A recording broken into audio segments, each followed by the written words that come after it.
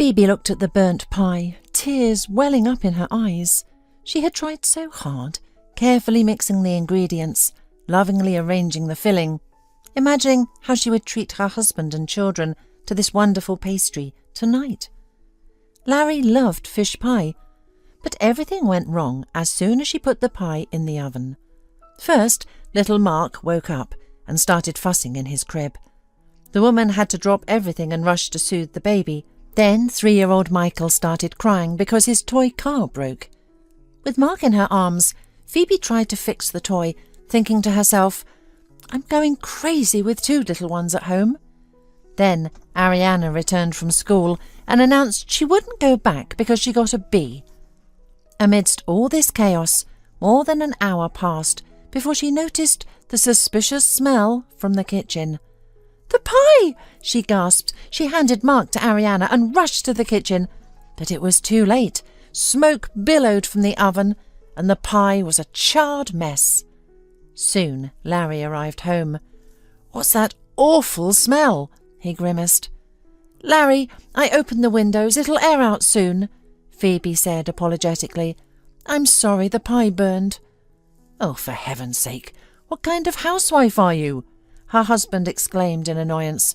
"I came home for lunch and this is what I find? A mess and a stench." He kicked the toys Michael had scattered in the hallway. "Do you do anything around here? Clean up! You're home all day, but there's mess around." Phoebe's eyes filled with tears. She wanted to explain that she hadn't sat down all morning, taking the boys to the clinic, doing laundry, cooking, and trying to bake the pie. But Larry didn't want to hear it. He sat at the table, waiting to be served. Phoebe hurriedly prepared a salad and called the older kids to the table. As the family ate, she managed to feed Mark a little. "The meal would have been better," Larry remarked as he finished his meal.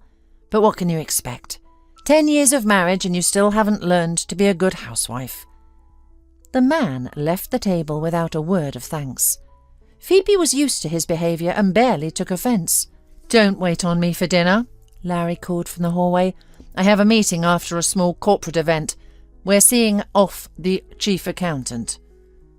"All right," Phoebe replied softly, rocking Mark.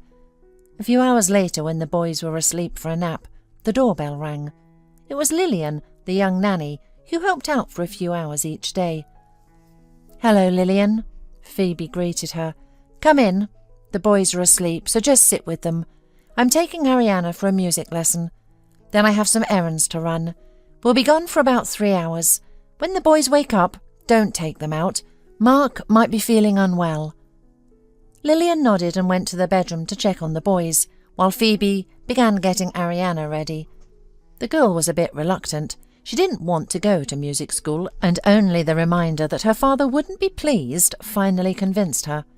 Soon Phoebe was driving, glancing at the rearview mirror where Ariana sat sulking. "Ariana, do you really not want to study music?" Phoebe asked her daughter. Ariana only nodded. "But you know, your father wants you to play the piano flawlessly." "I know," Ariana sighed, "but I want to learn how to draw." Phoebe sighed. Larry thought that being a musician was prestigious. He could boast about it to his friends. After dropping Ariana off at the music school, Phoebe hurried to the publishing house. They had called her about a small freelance job. Phoebe occasionally took on such tasks, having graduated from the Faculty of Foreign Languages. They didn't need the money, but she didn't want to lose her qualifications, though Larry always laughed at her freelance work. After a quick trip to the publishing house, Phoebe returned to the music school. Settling comfortably on a couch, she finally gave herself a moment of rest. She listened to the children playing various instruments in the classrooms and reminisced about her life. Phoebe had always dreamed of a big, happy family, a husband, children, a cosy home. She grew up in a small family herself. Her mother never spoke about her father, only brushed off Phoebe's questions. They lived in a small village by a large river. Their little house, cosy and inherited from Phoebe's grandparents, had a large fruit garden. It was especially lovely in the autumn when the apples ripened. The air seemed filled with their sweet scent. Sometimes, sitting in the old gazebo covered in ivy, she would just breathe in that air. The silence was almost tangible. Cranes called out from the clear sky, and the sun's rays filtered through the ivy. It was pure bliss. Yes, Phoebe loved her childhood home. When her mother baked apple pie and they drank herbal tea together in the gazebo, it felt like true happiness. But time passed, and Phoebe grew up. Her mother taught French at the local school, so when it was time for Phoebe to choose a profession, she didn't hesitate. She would become a foreign language teacher. She easily enrolled in university and studied diligently. While all her friends and roommates had romances, Phoebe was always alone. "You're like the Snow Queen," they teased. "You just look at them and their hearts sink. They think they're not worthy of you." But one day her Prince Charming arrived. Phoebe was in her 4th year of university. That fateful day she went out with friends to celebrate the city's anniversary. After a long day of walking and dancing, they sat down on the grass near the riverbank. At some point, Phoebe just wanted to go back to the dorm and sleep. To shake off her drowsiness, she walked down the steps to the water, sat by the bank, and touched the water with her hand. "I wish I could go for a swim right now." She heard a male voice nearby and jumped in surprise. She turned and saw a young man standing a few feet away. Tall and handsome with blonde hair, he smiled at her openly. "Are you also tired of all this commotion?" he asked, taking a step closer. "A little," Phoebe admitted. "Me too. My friends went to a cafe, but I wanted to take a walk." The guy approached the bank and touched the water, chuckling. "No, the water's too cold for swimming. And it's not the right place. By the way, I'm Larry." "Phoebe." For some reason, Phoebe wanted to talk to this guy. He seemed interesting from the first glance, and Larry looked at Phoebe with interest, showing no signs of wanting to leave. He suggested they take a walk along the bank, and she agreed. Perhaps it was reckless of her, but this young man inspired her trust. As they walked, Larry told her he worked at a bank.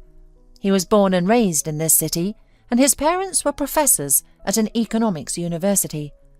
Phoebe shared about her studies, and they chatted about trivial things, not noticing the darkness falling around them. Suddenly, fireworks lit up the sky over the river. It was a spectacular sight, like something out of a fairy tale. Phoebe stood there enchanted, feeling that her own life was about to become magical. Her prince was right there beside her. Afterward, Larry helped her find her friends, and even offered to give her a ride, but Phoebe declined, though she did jot down his phone number in her notebook when he dictated it. "He seems like a nice guy, Peyton," her roommate remarked with a wink as they rode home in a crowded minibus. "You should have let him drive you." But Phoebe just shook her head. She didn't know Larry that well yet. Still, she couldn't get him out of her mind. A few days later she called him. The Ice Queen had melted, replaced by a girl dreaming of love. Larry was delighted to hear from her and invited her to a cafe that weekend. Soon they were inseparable. Phoebe received her diploma while 4 months pregnant, and soon after they were married. Larry's parents weren't thrilled with his choice. They had hoped their son would marry someone wealthier, but they kept their disappointment to themselves and minimized contact after the wedding. Phoebe's mother, however, was overjoyed. She believed Larry would make her daughter happy. And so it seemed. Soon, Phoebe and Larry welcomed a baby girl. Larry was slightly disappointed, having hoped for a son, but he warmed up to his daughter eventually. Still, most of the responsibilities fell to Phoebe. When Ariana was 3, Phoebe decided it was time to pursue her career. "Career?" Larry asked, genuinely surprised. "My wife will stay home. I make good money." And it was true. They had a spacious apartment, a country house, and a car. And at that time, Phoebe thought her husband was right. She should stay home and care for their daughter. Then Michael was born, and caring for the children consumed all her time.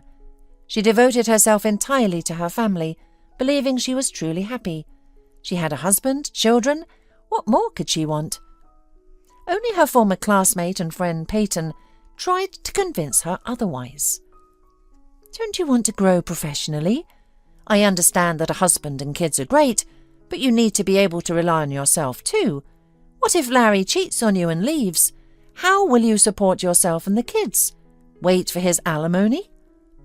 Peyton, Larry will never leave me, Phoebe protested, not wanting to even consider the idea. I believe that will never happen, but a woman should always look ahead. Phoebe, you need to find a job. But Larry doesn't want me to. So what? We won't tell him. Listen, I have a friend who works at a publishing house, and they need a French translator. Maybe you could try it. You don't have to work there officially. Just take on some projects in your spare time. What do you say? Should I call my friend?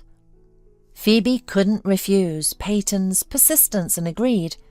At first, she didn't plan to call the publishing house, but then she thought, why not?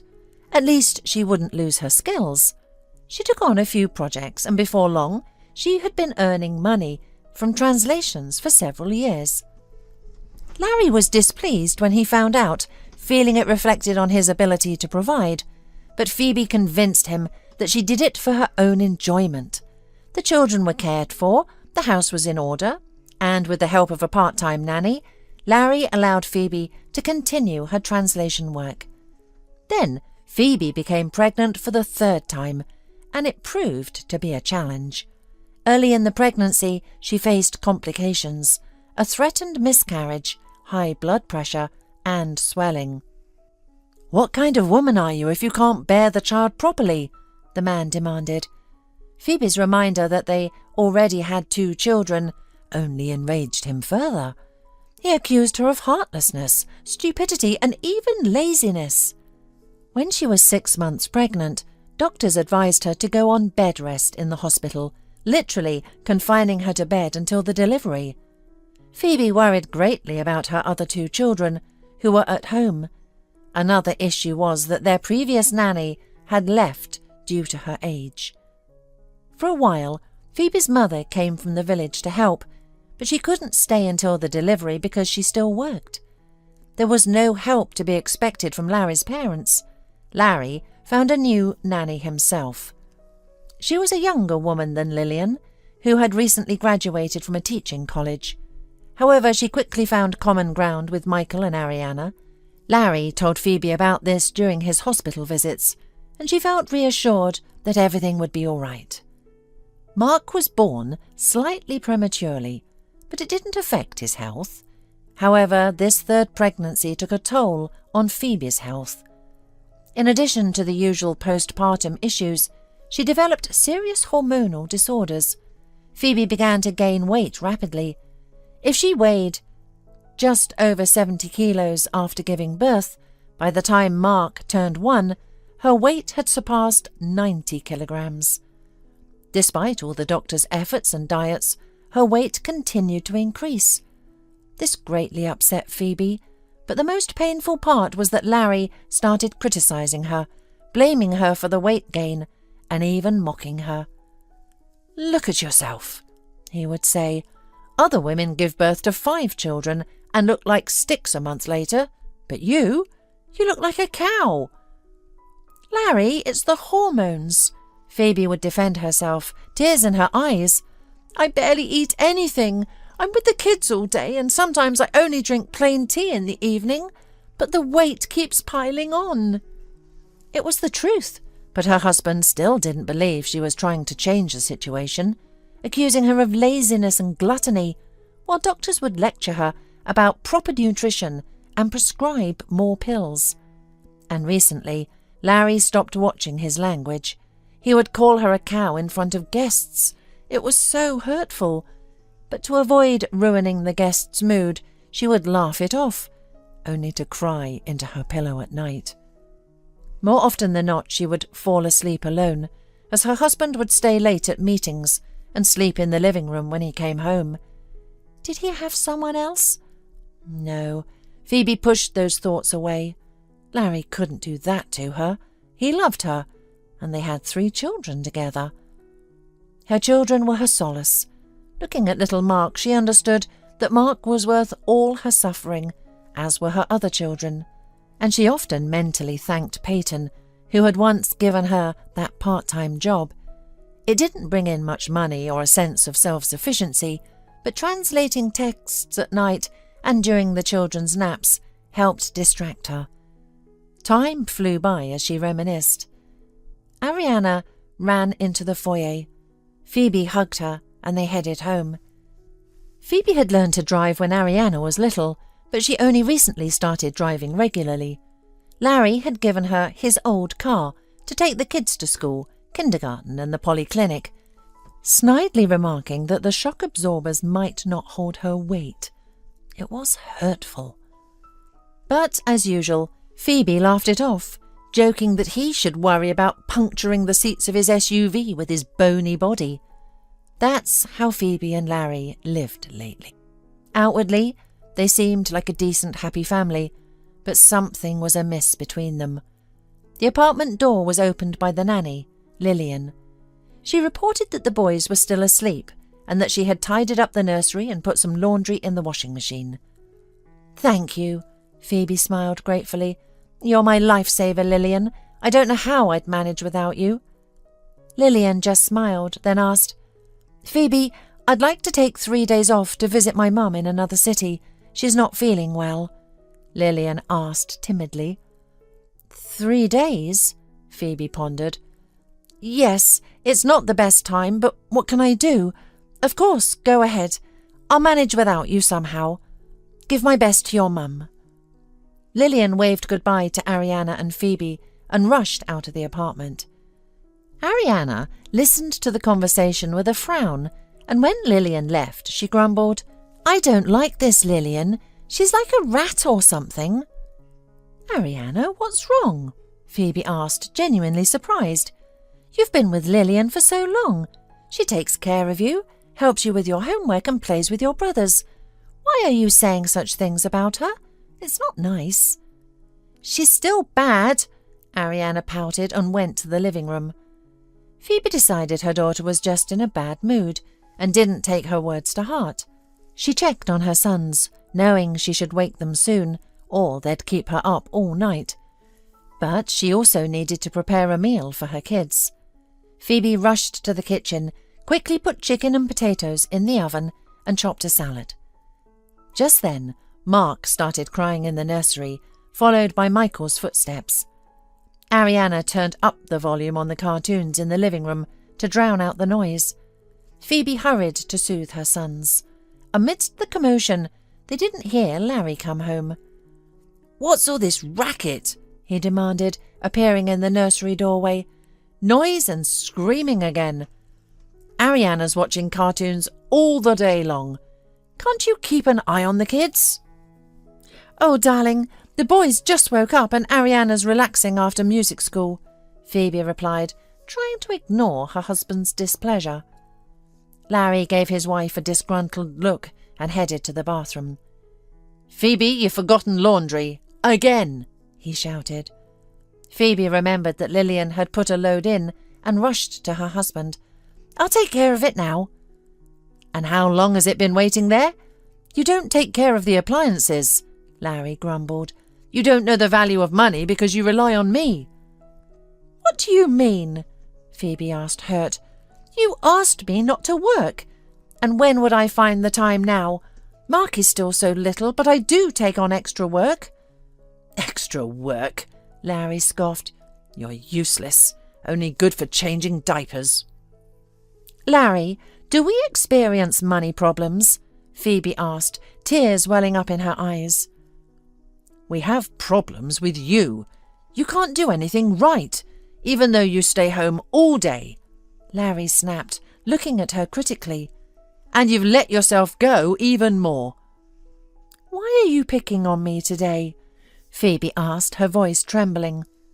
"What's the point of picking with you?" Larry snorted. "I'm just saying the truth. Besides, I am leaving on a business trip to the capital for 3 days. We're opening a new office there, and I have to oversee everything." "For 3 days?" Phoebe asked thoughtfully. "That's Friday, Saturday and Sunday. Will the office be open on the weekend?" "Business doesn't know weekends," Larry said sternly. "But you wouldn't understand. Anyway, iron a couple of shirts for me." As Phoebe fell asleep that night, she couldn't help but think how exhausted she was. The untranslated manuscript still lay in her bag. The next morning, Larry left early without saying goodbye.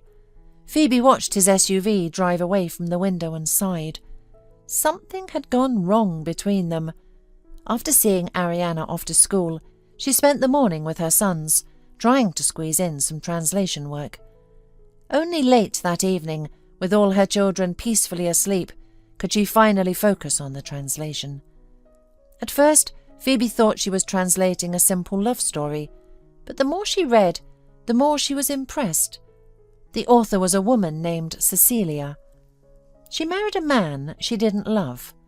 It was a marriage of convenience. She was young and beautiful, and he was influential and much older. His name was Joseph. Joseph was very fond of Cecilia and proposed to her multiple times, but she always laughed it off.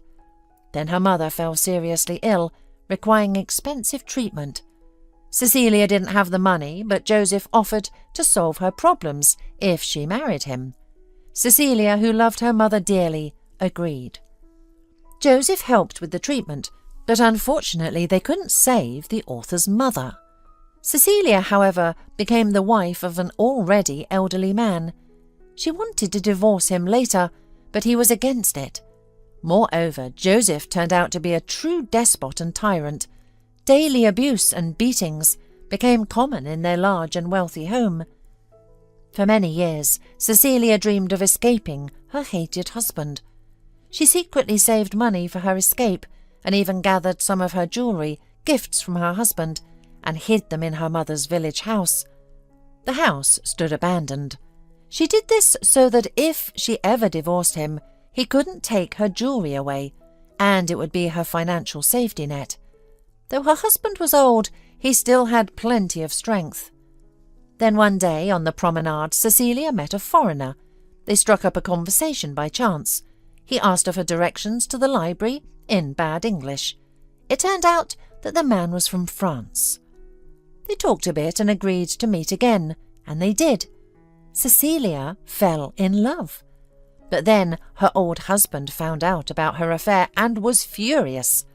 Joseph would have probably killed her if she hadn't managed to escape through an open window.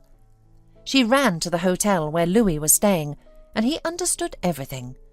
Then, by a fortunate turn of events, they managed to flee the country together and lived happily in Paris for many years. Recently her beloved passed away, and Cecilia herself is not well, but she never regretted her decision. Only one thought troubles her: whether her mother's little house is still standing, and if someone found her jewels. If they did, she hopes they brought good fortune to that person. If not, perhaps they could still change someone's life. Dear friend, reading these lines, you may use my treasures. I hope they bring you happiness. I sent this story to a publisher so that a decent person could benefit from it. I believe that someone who knows several languages is such a person. Phoebe read at the end of the manuscript. Following this was the address of the village, street and house number.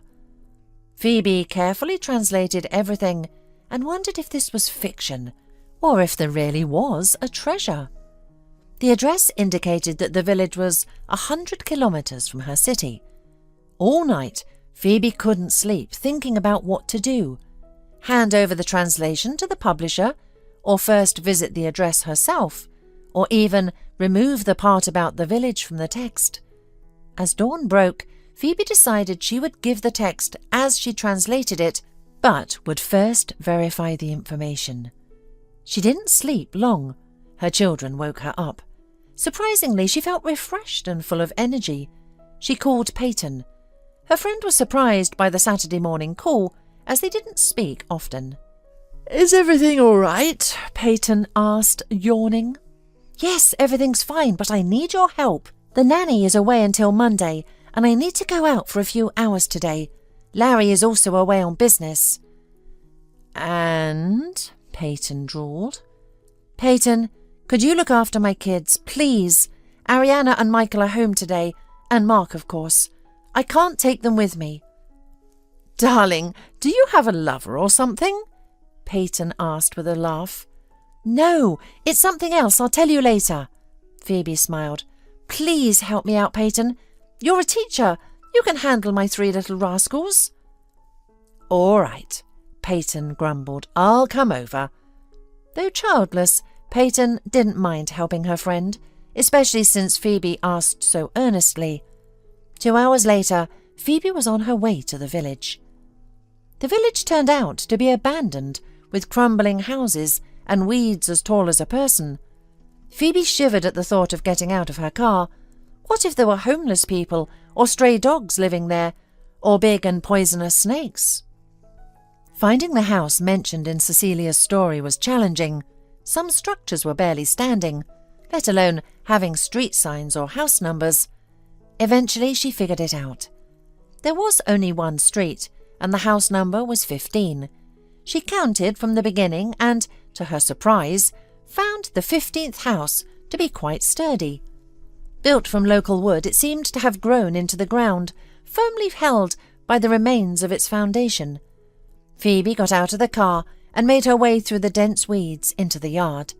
There was the front door. If there had ever been a lock, all that remained was a latch sticking out of the door. Phoebe pushed the door open with a creak and stepped inside cautiously. It was dark and the air was thick with ancient dust. A spiderweb clung to her face. She brushed it off and looked up at the ceiling, where more webs hung. It was frightening. What if the ceiling collapsed? The floor creaked ominously under her feet. The house was in disarray, clearly ransacked by scavengers over the years. If there had been anything of value, it was long gone. Disappointment gripped her heart. She shouldn't have come here. She already wanted to turn back, but it would be foolish to travel so far and give up at the last moment. Phoebe remembered where Cecilia had hidden the jewels. Behind the old cupboard by the window was a small hiding place. The cupboard stood against the wall, and no one had moved it. Though its contents were scattered on the floor, it looked very heavy. How would she move it? What if the floor gave way? A shiver ran down Phoebe's spine as she imagined falling through. But a spirit of adventure seized her, and she decided to try carefully. Phoebe pushed it away from the wall. The floor creaked, but held. The next moment, she joyfully exclaimed. There it was, a small door in the wall.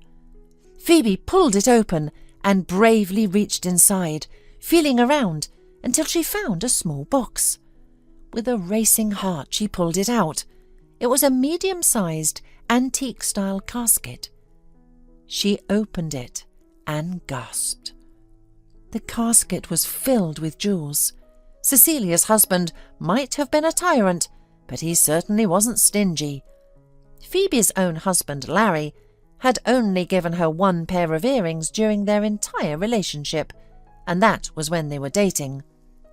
Carefully but quickly, Phoebe made her way outside, breathing in the fresh air and smiling. Miracles do happen, and treasures can still be found in modern times. As she drove home, she wondered what to do with her find. She decided to tell Larry everything when he returned. Though their relationship had been strained lately, such matters should be discussed together. They were a family. She chose not to tell her friend Peyton, who was known for her talkative nature. Phoebe returned to the city that evening. Peyton was reading to Ariana and Michael. Mark was asleep. "Finally!" Peyton exclaimed, seeing her friend. She closed the book and looked at the children. "Okay, kids, playtime, but quietly. How do you manage with 3 kids? I'd go crazy in this chaos." "It's not chaos. It's my life," Phoebe laughed softly. After seeing Peyton off, Phoebe carefully took the old casket from her bag, opened it briefly, and then closed it again. "I'll decide what to do with it when Larry comes home," she thought. Larry returned early Monday morning. He dropped his things in the hallway and immediately started getting ready for work, not even asking how the family had fared without him for 3 days. He looked refreshed, as if he had been on vacation rather than on a business trip. Michael was finally healthy, and Phoebe took him to kindergarten and her daughter to school. Afterwards, she stopped by the publishing house to submit her translated story. "Quite an interesting story," the department head remarked, skimming through Phoebe's translation. "Nothing special, just another soap opera, love drama, a tyrant husband, a fairy tale, really," Phoebe replied as casually as possible. "Got it," the head nodded. "You can get your payment from accounting." Phoebe said goodbye and hurried out, feeling as though she had done something wrong, like stealing, even though she had simply been resourceful. At home, while Mark played in the playpen, Phoebe decided to unpack Larry's things and wash what needed laundering.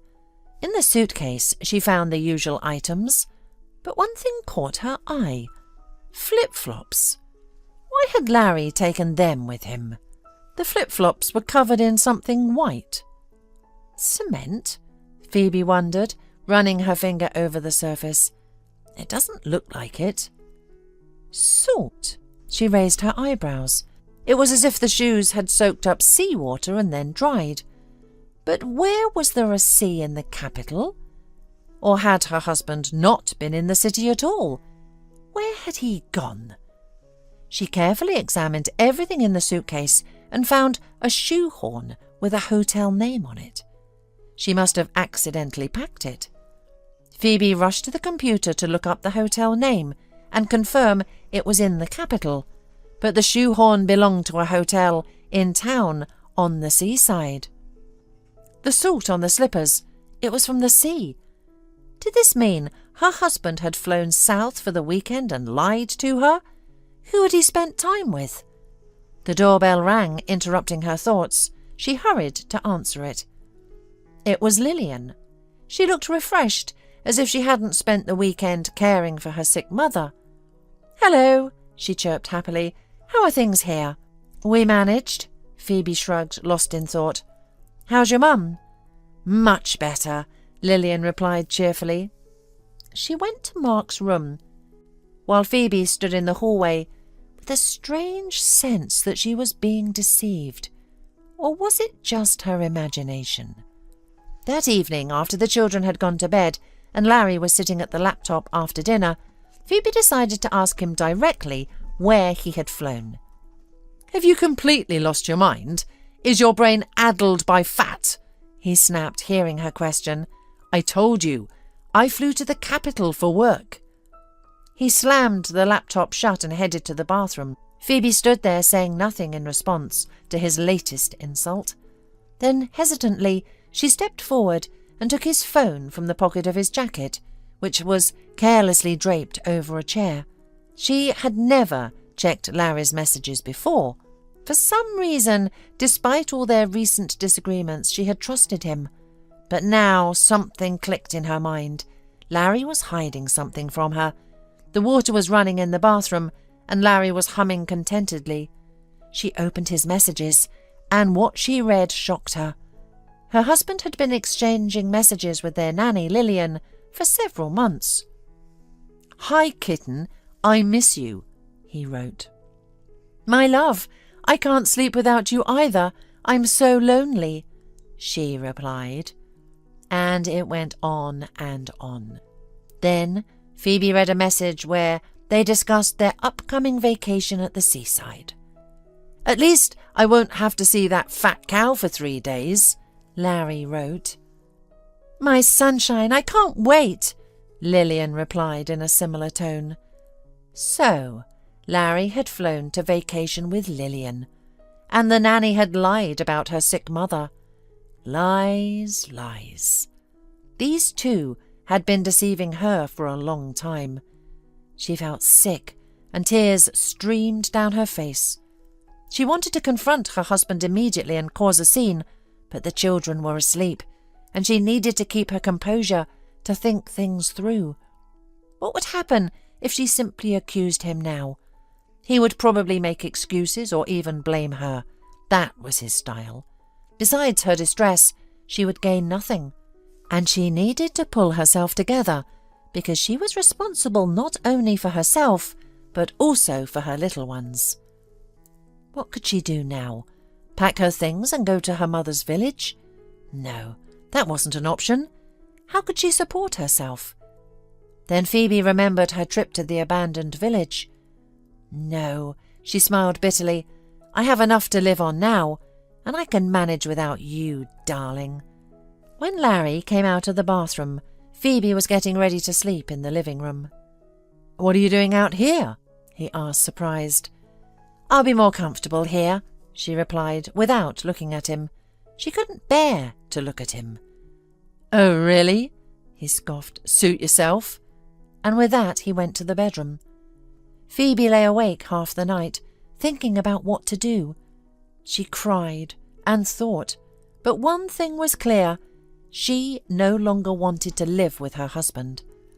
Yes, she had endured his mockery for the sake of the children, believing that there was still love between them. Yes, things had gone wrong, but she thought it was temporary. Now Phoebe realized she wouldn't put up with being walked all over. The next morning she prepared breakfast as if nothing had happened and fed her husband. Larry ate the omelette and salad without saying thank you and left for work without kissing her goodbye. Recently, that had become the norm in their family, lately. If Phoebe hadn't read those messages, she wouldn't have thought anything of it. Now she understood why her husband behaved that way. After taking her daughter to school and her son to kindergarten, Phoebe returned home with her youngest child. Soon, Lillian arrived. I no longer need your services, Phoebe told her at the door. Lillian looked at her in surprise. Is something wrong? Yes, something is wrong, she replied, looking Lillian in the eye. I found out you're sleeping with my husband. Lillian blushed, then paled, and finally smirked defiantly at Phoebe. Yes, Larry and I love each other, she said. He only stays with you for the children's sake. Get out of here, Phoebe exclaimed. With pleasure, Lillian sneered. I'm tired of pretending to be a caring nanny, and if you want to know, Larry and I have been together since you were in the hospital with your last pregnancy. And you're not ashamed to say all this to me now? Phoebe asked, trying to keep her voice steady. I'm not ashamed. Larry loves me, and he only stays with you for the children. He pities you. With that, Lillian turned and walked away, leaving Phoebe standing in the hallway. Larry returned home for lunch. Lillian must have caught him and told him that Phoebe knew everything. What have you done? He shouted from the doorway. Why did you let go of Lillian? She'll be back tomorrow and will stay in my house. As long as I am here, she won't set foot in this house, Phoebe replied firmly. I'm your wife, and she— Larry, how could you?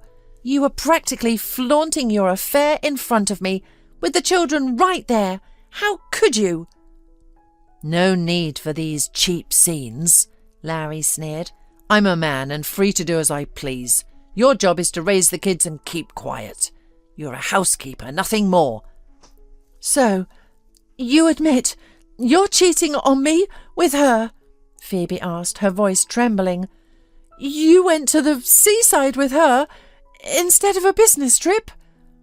Exactly, Larry smirked. I can afford it. I'm tired of seeing your unhappy face all the time. Lillian brings me joy. And you? You're supposed to clean, cook, and take care of the kids. You're the help, understand? And that's all you'll ever be. Lillian will move back in tomorrow. With that, he left, slamming the door behind him. Phoebe cried for an hour before suddenly calming down. She gathered Mark and went to the lawyer office, where she filed for divorce.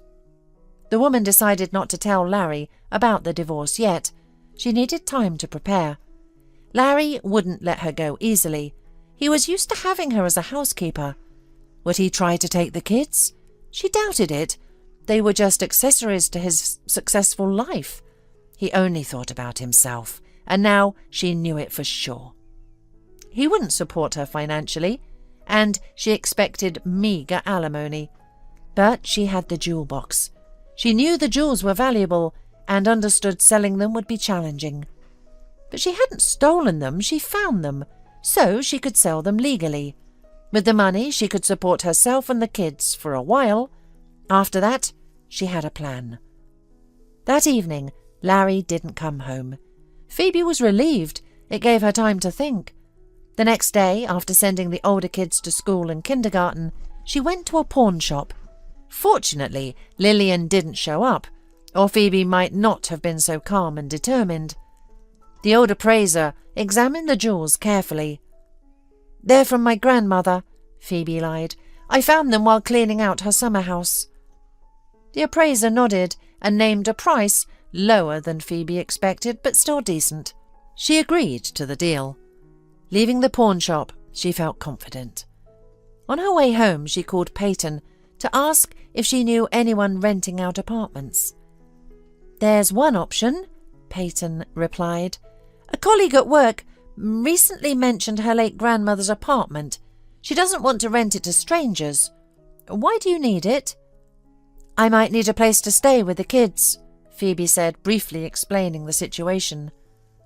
"What a jerk!" Peyton exclaimed. "3 kids and he's flaunting his mistress right under your nose. But Phoebe, don't rush into anything. How will you manage alone? You don't work, the kids are small. How will you support yourself?" "I'll manage," Phoebe replied confidently. "Just ask your colleague about the apartment." By the time Phoebe reached her apartment, Peyton called back with good news. The colleague agreed to let them stay. But when Phoebe entered the kitchen, she found Lillian drinking tea. "Well, well, look who's here," Lillian sneered. Phoebe glared at her rival. Lillian had dropped her nice girl act and was now openly hostile. "How dare you speak to me like that?" Phoebe demanded. "I'll speak to you however I want," Lillian retorted. "I'm here with Larry. He invited me, by the way, and I'll stay here as long as I want.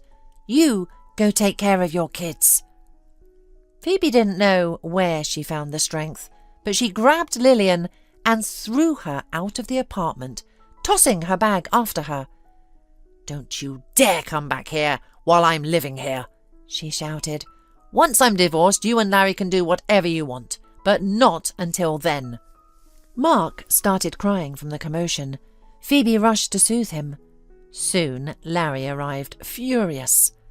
Lillian called him and told him that his wife had kicked her out of the apartment.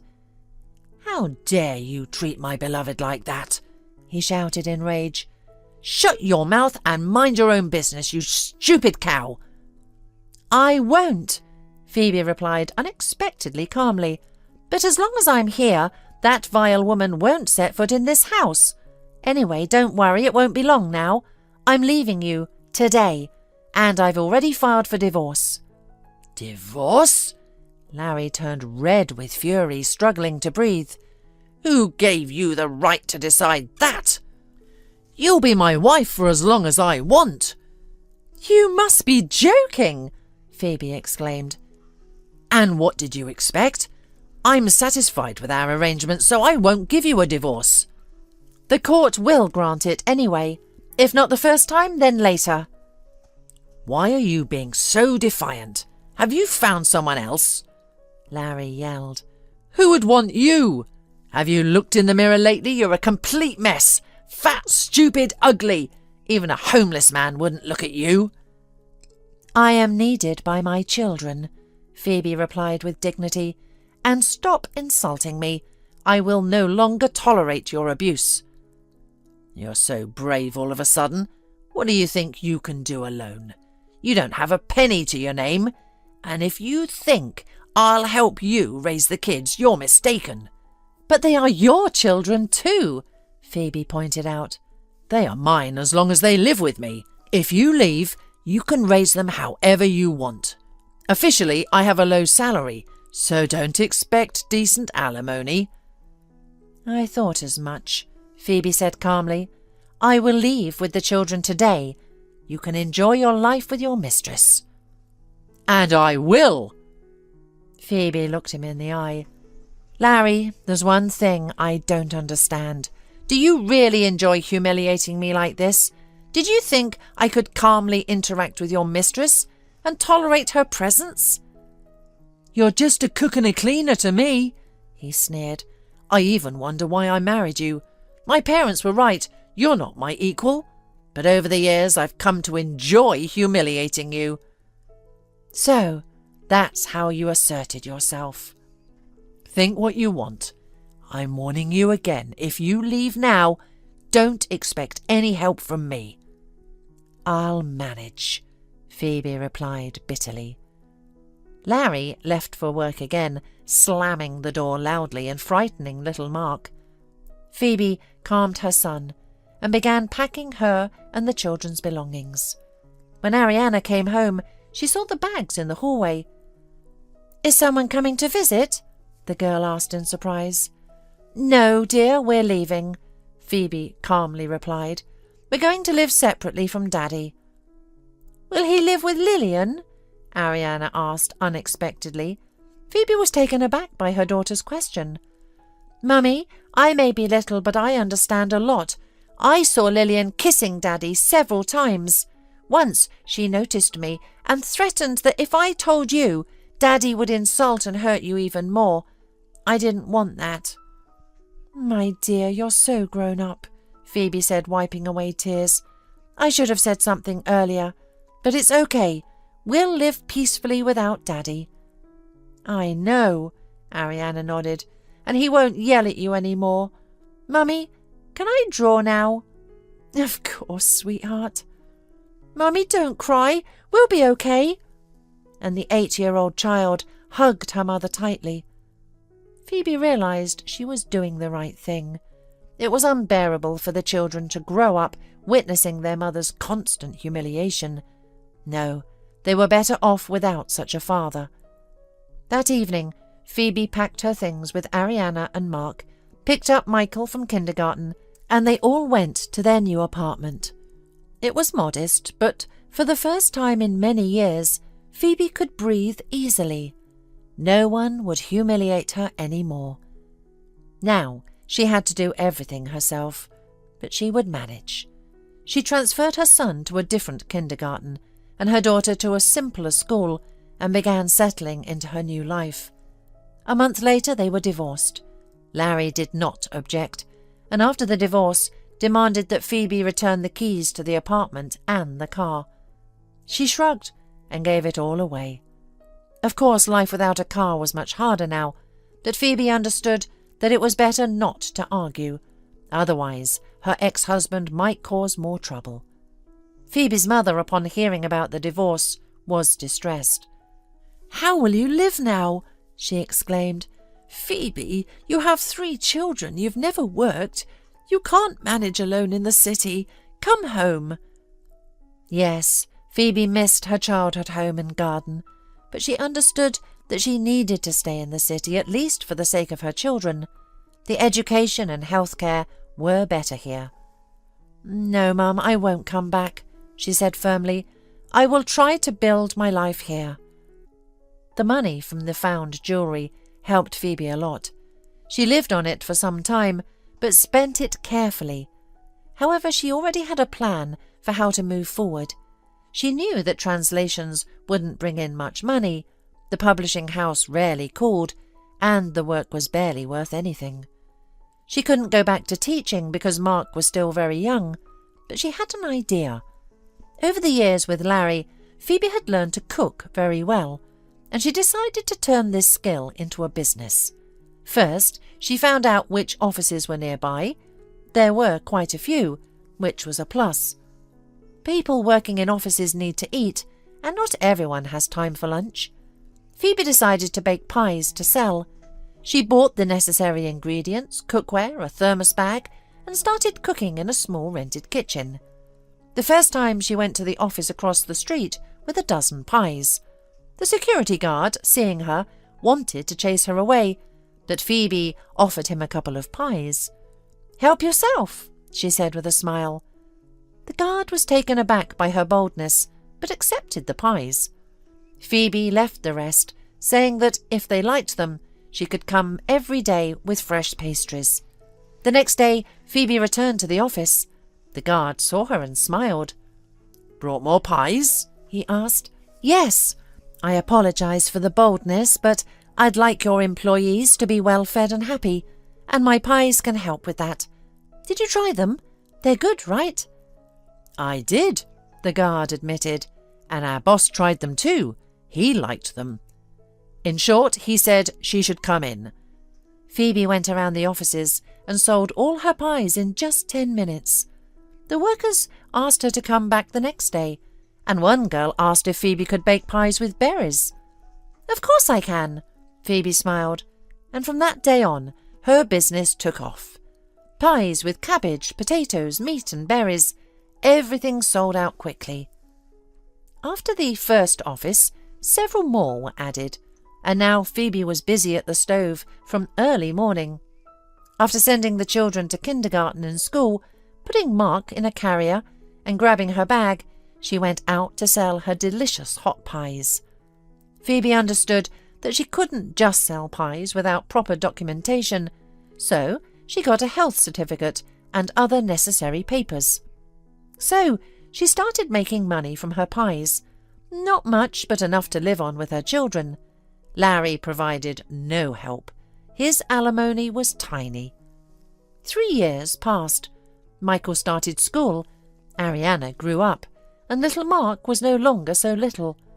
Phoebe continued to sell her pastries and was thinking about opening a small cafe. She shared her thoughts with Peyton. "Did you really make so much money from pies?" her friend asked in surprise. "There's rent, taxes, employee salaries. Where did you get the money, Phoebe? Or did Larry help you?"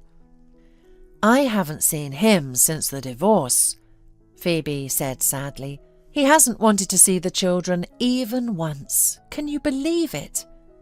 "No, I can't. But maybe it's for the best. The children are calmer now." "And so am I," Phoebe said with a smile. Peyton nodded in response. Yes, Phoebe had changed a lot over the past few years. She had become more confident, and she had noticeably lost weight. Perhaps all her worries had helped her overcome her hormonal issues and high blood pressure. Peyton often hinted to her friend that she should find a man, as it was difficult to be alone. "I don't need anyone," was all Phoebe said to her best friend, and she genuinely believed that no one would want her children either. So why bother looking for someone? It would only bring unnecessary worries. But returning to the conversation about money, for the first time Phoebe decided to confess to her friend where she got the small starting capital that helped her in the pie business. "What a story!" Peyton exclaimed in surprise. "And you kept quiet all this time?" "I was afraid someone might claim those jewels, but it seems quiet, and I still have some money left, just enough for renting a space and other expenses." "You're lucky, friend," Peyton laughed. "Who would have thought that a piece of paper could bring such luck?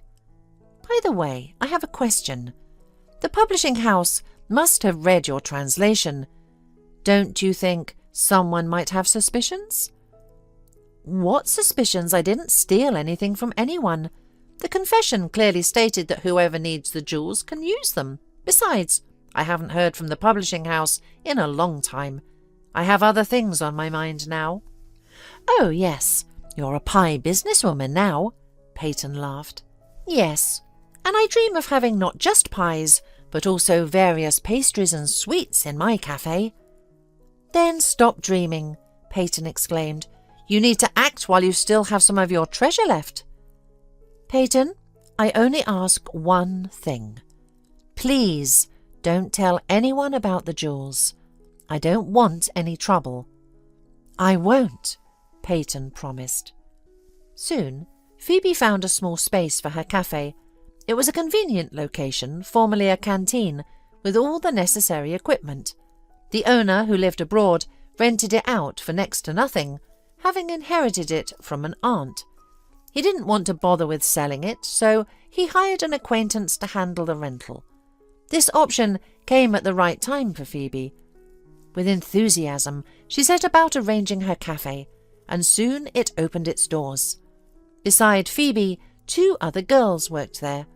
Isla was in the kitchen and Fiona was the waitress. The girls were energetic and skilled, and together they made the business thrive. Peyton, visiting the cafe, marvelled at how her friend had turned things around. Who would have thought that a former language teacher and stay-at-home mum who had lost faith in herself could achieve so much? Phoebe now looked fantastic, with no signs of extra weight, always well-groomed with a touch of makeup and her thick braid neatly styled. A true beauty. "Phoebe, you need a man," Peyton would say, sipping aromatic tea in the cafe. "Youth fades quickly. The kids will grow up and you'll be left alone." Peyton, recently married, was eager for her friend to do the same. "And when will I have time for that?" Phoebe would genuinely wonder. "I have customers, suppliers, dough to manage, a stove to fix, and school meetings or kindergarten performances to attend. I have no time for anything else." But one day, a chance encounter changed everything. That evening, Isla had left early and Fiona was feeling unwell and also went home. Phoebe was alone in the cafe. Fortunately, there weren't many customers, just a couple in love, an elderly man and a middle-aged gentleman. The couple left soon, followed by the elderly man, but the gentleman lingered, sipping coffee and eating a pastry in small bites, occasionally glancing at Phoebe. She kept looking at him, wondering when he would leave. The man was well-dressed, confident, and clearly in no hurry. Then Phoebe received a call from the nanny saying that Mark had a fever. She grew anxious and decided to approach the customer. "Excuse me, I need to close the cafe a bit earlier today. My child is sick. Please hurry. I still need to close up and call a taxi." The man nodded in agreement, finished his coffee and stood up. He headed for the exit, but then turned back to Phoebe. "If you're in such a hurry, maybe I can give you a lift." "That might be inconvenient for you. You must have your own things to do," Phoebe replied, blushing. "Not at all. I have no other plans tonight, except to help a beautiful woman." Phoebe was flattered by the compliment, but politely declined the offer. 10 minutes later, she was closing the cafe. She argued with the dispatcher over the phone. "What do you mean the taxi will be 40 minutes? You said it would arrive in 15. I need it urgently." The dispatcher said something to her, and Phoebe, irritated, hung up the call. Just then the man approached her. "I overheard your conversation," he said, "and I'd still like to offer my help. Let me give you a ride. My car is right there." He pointed to a large SUV parked near the cafe. "By the way, I'm Richard." "I'm Phoebe," the woman replied. "Well, I don't have many options. The taxi broke down, other drivers are busy, and my child is home with a fever. The nanny needs to go to the station urgently to meet someone from the family." "Let's go then," Richard smiled. Phoebe shrugged. He seemed like a decent man, not causing any alarm. She headed to the car, and soon they were driving through the darkening city streets. "You're the owner of that cafe, right?" Richard asked, keeping his eyes on the road. "Yes, it's been almost a year," Phoebe nodded. "You have a nice cafe, very cosy. I'm glad the place is in good hands." "The place? What does it matter to you?" Phoebe asked. Richard looked at her and smiled. "Well, you're renting it from me." "So you're the owner who lives abroad?" Phoebe exclaimed. "I didn't know you. I've only dealt with your assistant before. Why didn't you say who you were right away?" "I wanted to see how things were running from an outside perspective, and I must say, I'm pleased with what I've seen." "I hope you don't intend to take the place back," Phoebe worried. "No, not at all. I have plenty of properties," Richard smiled. "I'm actually in construction. I've lived abroad for several years, but now I'm planning to move back." "Things didn't work out abroad?" Phoebe asked. "No, that's not the reason." Richard shook his head. "I just got tired of being away. I want to come home. It's always better at home. The sky is bluer, and the women are much prettier." Richard smiled, glancing at Phoebe. She blushed slightly, pretending not to notice the compliment. They said their goodbyes at Phoebe's house. Richard asked for her phone number, just in case, as he put it, in case there were any questions about the rental. Phoebe gave it to him. She was a bit worried. What if Richard decided to evict her? But he didn't seem like a dishonest person. Richard called Phoebe the very next day. "I wanted to invite you to a cafe, but that's nothing new for you," he joked. "You know, I haven't been on a riverboat in a long time, so I'm inviting you." "Richard, your invitation is a bit hasty." Phoebe smiled over the phone. "I have 3 children, 2 sons and a daughter. If you wanted to invite me on an ordinary date, it probably won't work out, since I'll definitely bring my kids." "That doesn't scare me," Richard laughed in response. "Tell me when and where to pick you and your little gang up." Phoebe thought about it and agreed. She said she and the kids would be waiting for him at the house at 5 o'clock. The boys were thrilled when Phoebe told them about the riverboat trip, but Ariana pouted. She didn't want to go with some stranger. All this time, the girl had hoped that her dad would come back one day, but Larry had completely disappeared from their lives. "Who is this Richard?" Ariana asked her mum as they left the apartment. "Where did he come from? Why do we need him? Couldn't you take only us? Why do we need some stranger?" "I didn't ask him, he offered," Phoebe explained as they walked. "And I think he's a very decent person. He's the owner of the building where our cafe is." She didn't notice that Richard was already standing by the entrance and had heard their conversation.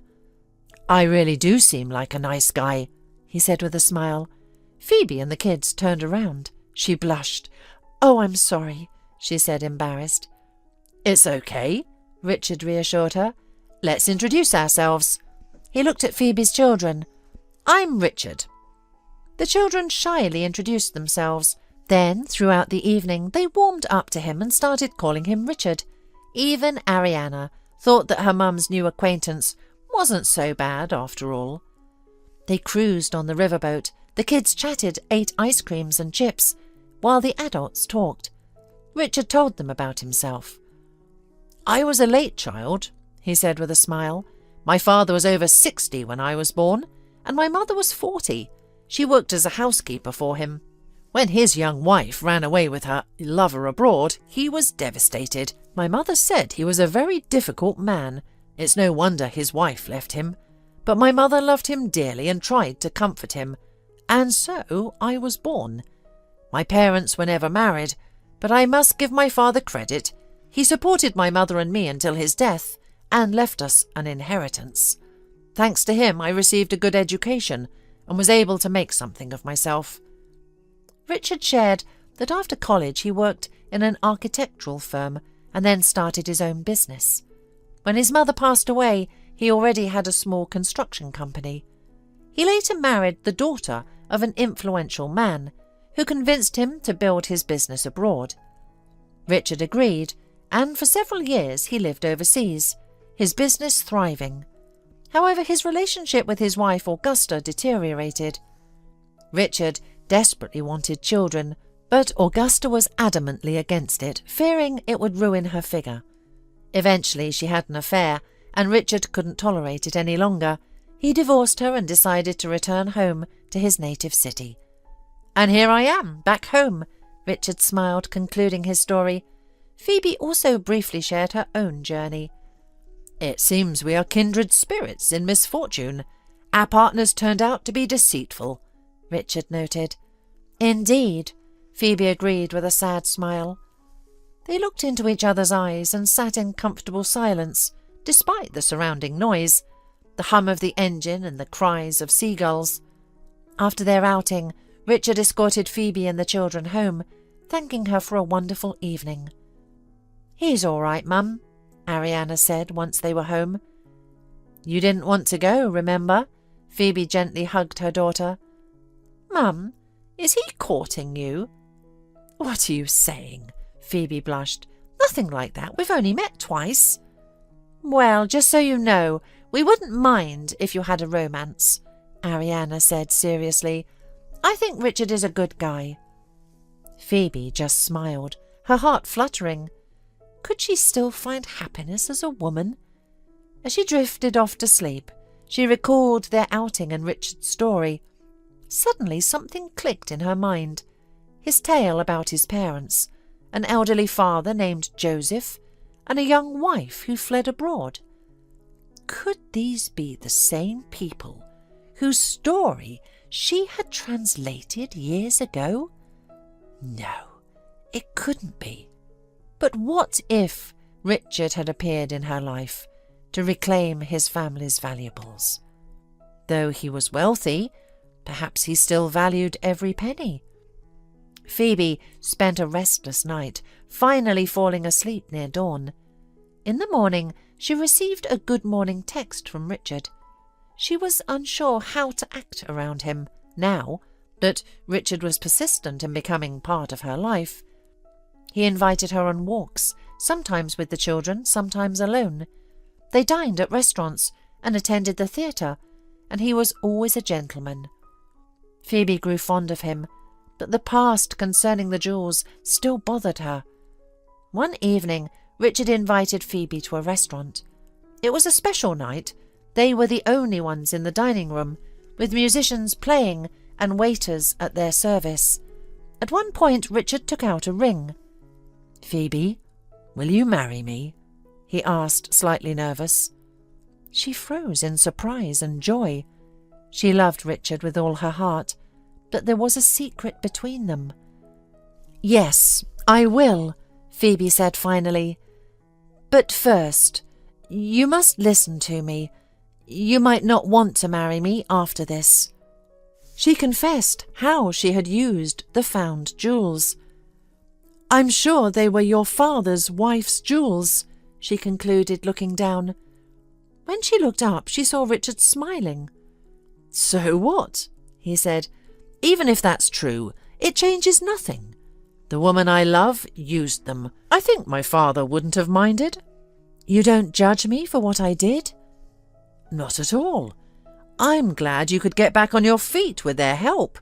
If not for them, we might never have met. So, my dear Phoebe, don't worry about it. But why did you keep quiet for so long?" "I was afraid." "Of what? That I would think you're a criminal?" "Nonsense!" Richard laughed. Then he slipped the ring onto her finger, and they kissed. They were married in a grand ceremony. The newspapers and magazines were filled with photos and headlines about the successful businessman's wedding. A year later, Phoebe gave birth to a boy. She was truly happy. She had a loving husband who adored her and wonderful children. And her business was thriving. And over time, she opened several more in the city.